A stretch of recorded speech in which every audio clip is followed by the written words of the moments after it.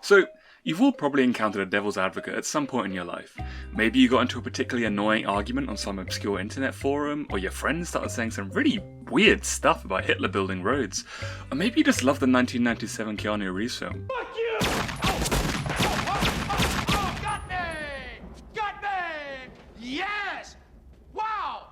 For those who don't know, playing the devil's advocate essentially means arguing from a position that you don't really believe in order to foster debate. It can be done in good faith to genuinely help someone broaden their views or to make them examine a subject more closely. In bad faith, it becomes a way of defending yourself after you accidentally reveal one of your real opinions that everyone around you thinks is a little bit gross.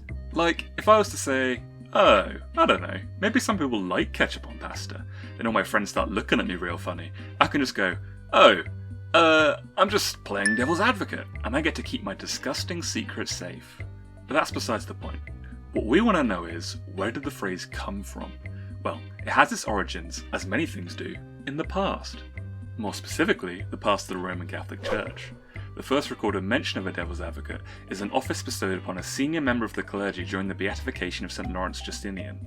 To put that in literal layman's terms, there was once a really stand-up guy called Lawrence Justinian who died, and the church put a team together to decide if Lawrence had what it takes to become a saint, or if he was just a normal, everyday, upstanding bloke.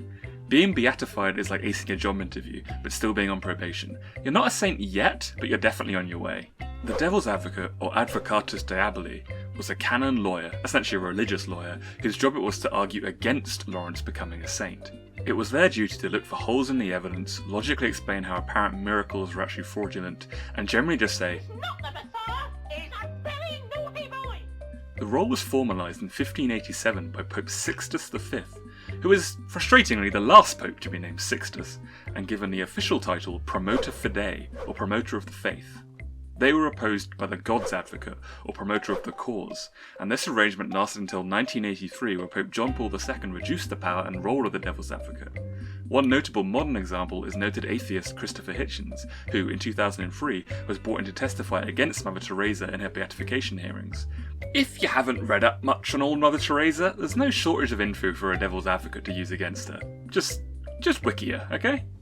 Okay, so we've covered what a devil's advocate actually is. Now we need to cover why they needed to exist. Well, it's important to note that the 16th century was a time of great upheaval for the Catholic Church. 1517 saw Martin Luther's now infamous publication of his 95 Theses, the seed of an upstart new religion called Protestantism. The Catholic Church was gaining a bit of a reputation for corruption, doing stuff like selling indulgences for people's sin. If you don't know what an indulgence is, imagine you go into a police station and confess to a crime. The officer on the front desk then tells you can either go to prison, or just hand over your wallet and walk away a free person. Now, just imagine instead of prison, you'd actually be sent to burn in hell for all eternity. So basically indulgences were a get-out-of-hell free card you could buy if you were rich enough. They allowed the church to profit off of people's sinful behaviour, but also allowed sinners a guilt-free conscience without having to truly repent through charity. But that wasn't all people were annoyed about. More specifically related to the topic of this video, there was a growing discontent about how the Catholic Church handled the matter of sainthood.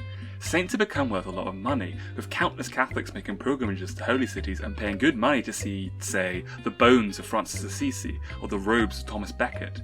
Guards were employed to watch over ill holy men, the fear being that the crowd would literally tear them apart limb from limb the moment they died in order to grab valuable relics like their body parts and possessions. Deacons and bishops became wealthy traders, selling off the remains of saints like modern art dealers. Relics of saints were not even properly authenticated, one infamous example being the bones of 12th century Italian Saint Rosalia, which were examined by a geologist in 1825 who said they likely belonged to a goat. The remains are now stored in a sealed casket, make of that what you will. You can see how the huge financial incentive might encourage the church to canonise a person without fully looking through their resume first. Just imagine the church is hurting a bit for money one year, and some senior bishops start hearing about a dead Bulgarian priest who's getting a bit of following because in life he turned water into advocar or something. Would they really spend centuries meticulously examining his life, or would they fast track him through sainthood to set up a nice little gift shop along the pilgrimage route? Critics of the church began to suspect that reports of miracles were being believed without proper examination, and that supposedly pure and holy people had more skeletons in their closet than the church wanted them to believe. In the words of Pope Gregory IX, the church was eager to affirm certainties and slow to credit doubtful matters. The people were losing faith in sainthood, and so the Devil's Advocate was born as part of a wider counter-reformation to reinvigorate Catholicism. Someone to suggest logical explanations for miracles, to discover the sins and immoral actions of potential saints, and most importantly to protect the Catholic Church's reputation against the growing movement of people sick of their corruption.